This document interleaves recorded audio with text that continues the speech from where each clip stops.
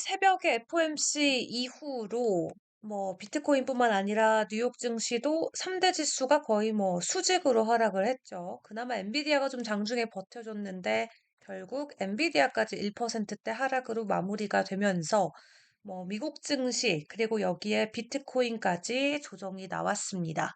시장에서는 매파적인 금리 인하다 이렇게 이야기를 하고 있는데 어떤 분들은 매파적인 금리 인하는 또 뭐냐 이렇게 또 이야기하시기도 하더라고요. 그러니까 금리 인하를 하긴 했는데 내년에 점도표를 보니까 우리가 4회 인하 기대를 하고 있었는데 그게 2회 정도까지 조정이 되면서 내년에 금리 인하에 대한 기대감이 좀 빠르게 식어갔던 게 시장에는 매파적인 뉘앙스로 작용이 됐던 것 같고요. 그러다 보니까 뉴욕 증시뿐만 아니라 이 함께 위험 자산으로 분류될 수 있는 암호화폐 시장도 FOMC 그리고 제롬 파월 발언 이후로 좀 급격하게 하락하는 모습이 나왔습니다. 무엇보다 비트코인이 추가 하락을 했던 이유는 바로 여기에 있죠. 파월 의장이 기자회견에서 차라리 물어보질 말지. 그 기자가 안 물어봤으면 됐어. 근데 질문을 던지죠. 비트코인 어떻게 할 거냐? 어떻게 생각하냐?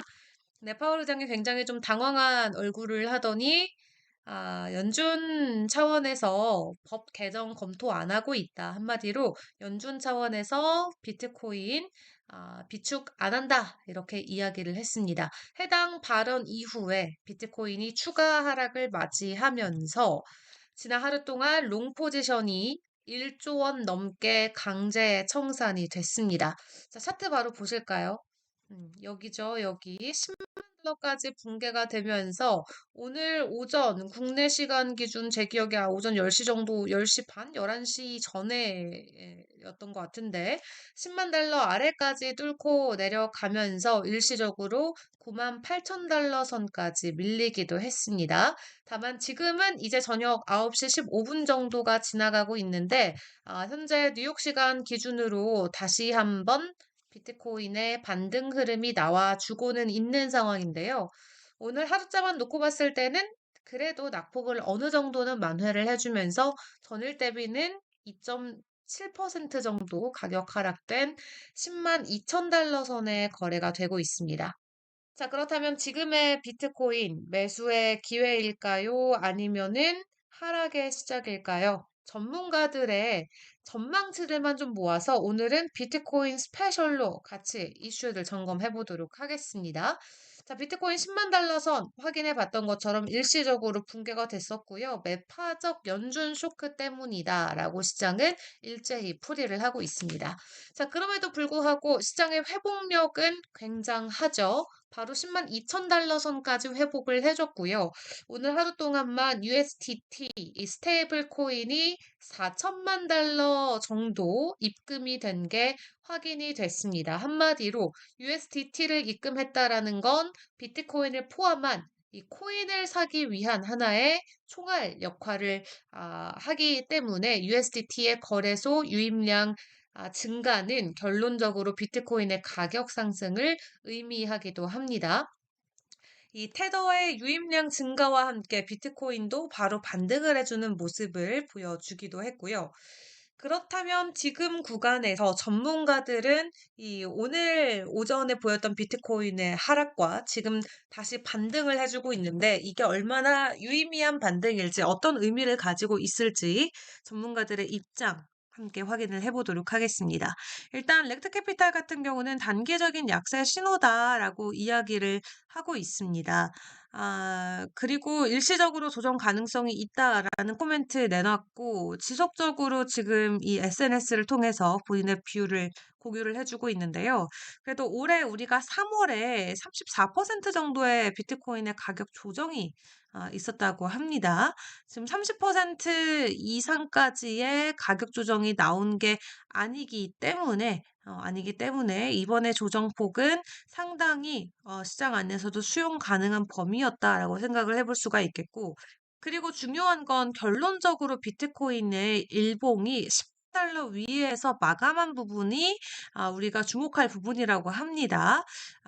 지금 이 10만 1000달러 선이 주요 지지 라인으로 작용이 되고 있는데 만약에 이 10만 1000달러가 깨지게 된다면 결국 새로운 저항 라인으로도 작용이 될 수 있는 만큼, 만약 그렇게 저항이 10만 1000달러로 만들어진다면 다운사이드, 비트코인의 추가 하락이 끝나지 않음을 의미한다라고 하거든요. 그래도 일단은 비트코인의 일본 기준 10만 달러의 반환이 나왔다라는 부분은 일단은 좀 한숨을 돌릴 수 있는 부분으로 체크를 해볼 수가 있겠고요. 그리고 악셀 전문가의 차트를 보시면은 지금 비트코인의 숏텀 홀더의 미실현 수익입니다. 거래소 안에 있는 미실현 수익인데 이 패닉 셀링이 이렇게 길게 길게 나올 때도 있어요. 확확 보면 보이시죠? 근데 지금 간밤 FOMC발 패닉셀은 요 정도. 그래서 한마디로 significant 아주 중요한 패닉 셀링은 시장에서 관찰되지 않았다라고 이야기하면서 간밤 가격 출렁임이 일시적으로 나오긴 했지만 이 정도를 가지고 패닉 셀링이라고 보기에는 어렵다라는 데이터도 확인을 해볼 수가 있겠고요. 자, 그렇다면 차트적인 관점에서 비트코인 앞으로 어떻게 흘러갈지 그 전망들 체크를 해보도록 할 텐데, 자, 타이탄 오브 크립토 전문가의 차트를 보시면 4시간 기준으로 봤을 때 이 어센딩 채널, 이 상승 채널이 아직도 잘 유지가 되고 있다고 합니다.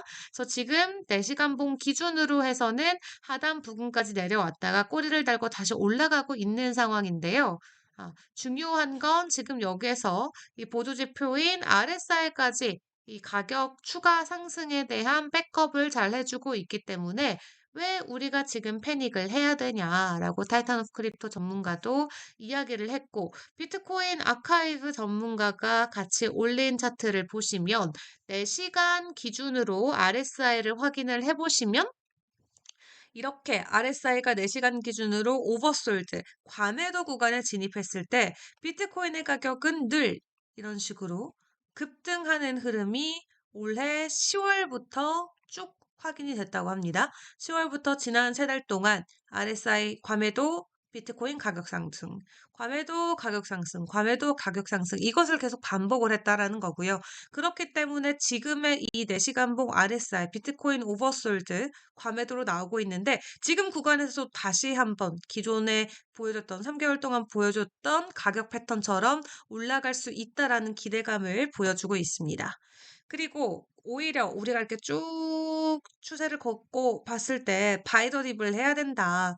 비트코인이 추세 아래로 내려왔을 때는 오히려 매수의 기회인 것을 알아야 된다라는 거고요. 실제로 추세를 그었을 때 이렇게 밑으로 내려오게 되면은 반등하고 내려오면 반등하고 또 내려오면 반등하고 어쨌든 가격 되돌림은 계속 나옵니다. 그렇기 때문에 여러분들은 바이더 딥을 기억을 하시고 오히려 비트코인의 가격이 출렁했을 때 우리가 어떤 선택을 해야 되는지 잘 고민을 해보시면 좋겠습니다.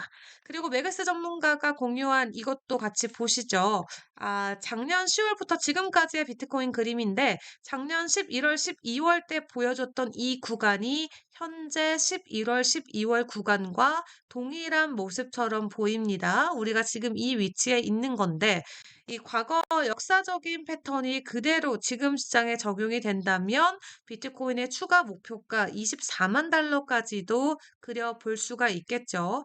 아직까지도 본격적인 상승 직전에 나오고 있는 상승 추세 안에서의 상승과 하락 반복이기 때문에 걱정할 게 전혀 없다라는 관점으로 풀이를 해볼 수가 있겠고요. 그리고 이게 굉장히 재밌어서 들고 왔습니다. 이거를 피리어딕 테이블, 한국어로 이걸 뭐라 그러죠? 원율 차트? 제가 한국에서 학교를 안 다녀서 단어를 잘 모르겠는데, 어쨌든 이 과학 시간 때 우리 배우는 거 있잖아요. 피리어딕 테이블. 이거를 이제, 아, 인베스트먼트, 이 투자 자산의 수익률 순으로 만든 겁니다. 이거 한국어로 저 알았는데 진짜 기억이 안 나네요. 댓글로 좀 알려주세요, 여러분. 제가 좀 기억이 안 납니다. 자, 피리어딕 테이블을 자산 수익별로 놓고 봤을 때 여러분들 뭘 보셔야 되냐? 이거 연도별이죠? 84년부터 24년까지 최근 40년간의 데이터, 40년 맞죠? 8.